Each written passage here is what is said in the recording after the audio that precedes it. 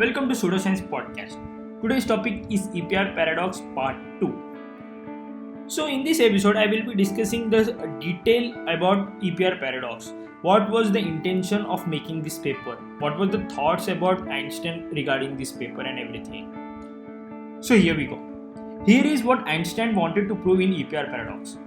An atom that is about to decay, it produces two particles with same mass.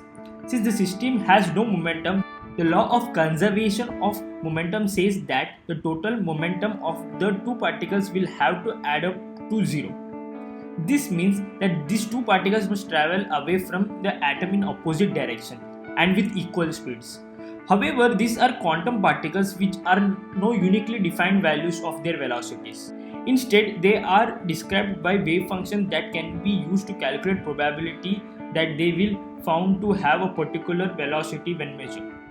Also, before any measurement is conducted, the velocities of these particles have multiple values and all at the same time.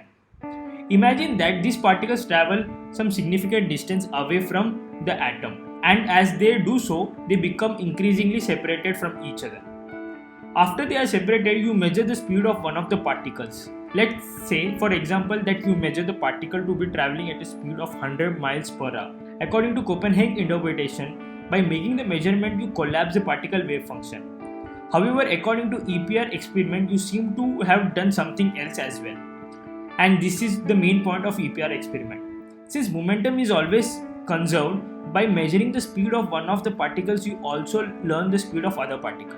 After all, the two particles have to be moving at equal speed. So by measuring the speed of one of the particles, you don't only cause the particle wave function to collapse, you also collapse the other particle's wave function without getting anywhere near the second particle. You somehow have forced a wave function to collapse.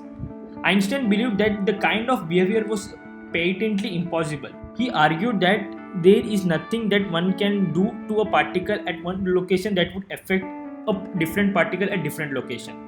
Whereas the EPR experiment demonstrated that this kind of thing has to happen according to Copenhagen view of quantum mechanics.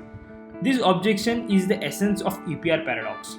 Einstein thought that he had finally shown why Copenhagen view had to be incomplete. The EPR paradox suggested the particles travel at speed faster than light have violated general relative barriers. However, this was later demonstrated to be incorrect. So that's it about today's episode.